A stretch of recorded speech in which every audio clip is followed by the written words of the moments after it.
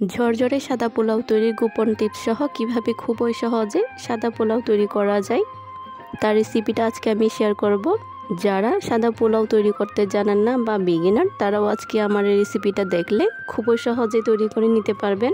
অনেকে সাদা পোলাও তৈরি করতে পারলেও ভাতগুলো ঝরঝরে হয় না। আজকে রেসিপিটা আমি তাও শেয়ার করব। আসসালামু আলাইকুম, welcome back to my channel Jahi's kitchen. আজকে আমি 1.5 কেজি পরিমাণ সাদা পোলাও তৈরি করব। চলুন রেসিপিটা শুরু করি। আজকের রেসিপিটা আমি মাটির চুলায় তৈরি করে দেখাবো। প্রথমে আমি চুলায় একটা বড় সাইজের সসপ্যান দিয়ে দিয়েছি। সসপ্যানটা একটু গরম হয়ে আসতে তাতে আমি এখানে অ্যাড করে দিয়েছি তেল। আপনারা এখানে তেল বা ঘি যে কোনোটাই ব্যবহার করতে পারেন। আমি এখানে বেশি পরিমাণে তেল দিয়ে দিয়েছি। তেলের মধ্যে দিয়ে দিচ্ছি 3টা তেজপাতা, সাথে দিয়ে দিচ্ছি দারুচিনি, লং, এলাচ, গোলমরিচ দিয়ে একটু নেড়ে চেড়ে দিচ্ছি যাতে সুগন্ধটা বের হয়। তার সাথে আমি এখানে অ্যাড করে দিচ্ছি পেঁয়াজ কুচি। আমি এখানে 2টা বড় সাইজের পেঁয়াজ কুচি করে দিয়েছি, দেখতেই পারছেন।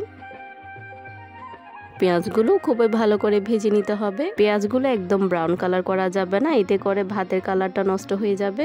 পেঁয়াজগুলো ভেজে নিয়ে আমি এখানে অ্যাড করে দিচ্ছি 1.5 কেজি পরিমাণ পোলাওর চাল। আমি এখানে সুগন্ধি পোলাওর চাল নিয়েছি, দিয়ে খুবই ভালো করে নেড়ে চেড়ে নিচ্ছি। পোলাও চালগুলো আমি আগে থেকেই ধুয়ে পানি ঝরাতে দিয়েছিলাম, দেখতেই পার পানি জড়িয়ে খুবই শুকনো শুকনো হয়ে গিয়েছে। আমি এভাবে নেড়ে চেড়ে প্রায় 5 থেকে 10 মিনিট এভাবে নেড়ে চেড়ে রাখতে হবে চালগুলো, এতে করে ভাত খুবই ঝরঝরে হয়। একটু সময় নিয়ে এভাবে নেড়ে চেড়ে রাখতে হবে। এই পর্যায়ে আমি এখানে অ্যাড করে দিচ্ছি দুধ। আমি এখানে 2 কাপ পরিমাণ দুধ অ্যাড করছি। আমি এখানে পাউডার দুধ গুলিয়ে দিয়ে দিচ্ছি। তার সাথে আমি এখানে দিয়ে দিচ্ছি গরম পানি। আমি এখানে ফুটন্ত গরম পানি অ্যাড করে দিচ্ছি।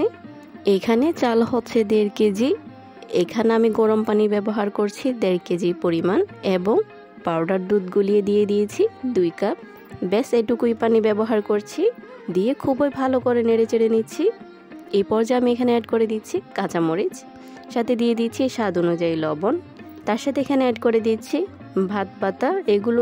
এই পাতাগুলো দিলে সুগন্ধ খুবই ভালো আসে, ঘ্রাণটা খুবই ভালো লাগে এই পাতাগুলোর। আমি আবারও খুবই ভালো করে নেড়ে চেড়ে দিয়ে দিচ্ছি। সাথে অ্যাড করে দিচ্ছি আমি এখানে আদা রসুন লিকুইড করে দিয়ে দিচ্ছি। 1 চামচ পরিমাণ আদা রসুনকে লিকুইড করে দিয়ে দিচ্ছি।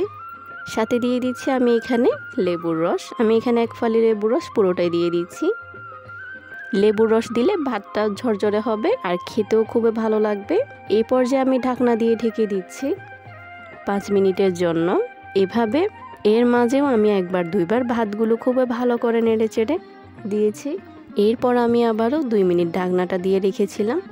দেখতেই পারছেন ভাতগুলো কতটা ঝরঝরে হয়েছে, আর এটা ঠান্ডা হওয়ার পর আরও ঝরঝরে হয়ে যাবে। দেখতেই পাচ্ছেন ভাতগুলো খুবই সাদা এবং ঝরঝরে হয়েছে এবং দেখতে খুবই ইয়াম্মি লাগছে। আশা করছি আজকের রেসিপিটা আপনাদের খুবই ভালো লেগেছে। ভালো লেগে থাকলে অবশ্যই লাইক সাবস্ক্রাইব করে পাশে থাকবেন এবং সাথে থাকা বেল আইকন প্রেস করে রাখবেন যাতে পরবর্তী কোনো ভিডিও নোটিফিকেশন আপনার কাছেই আগে যায়। ধন্যবাদ।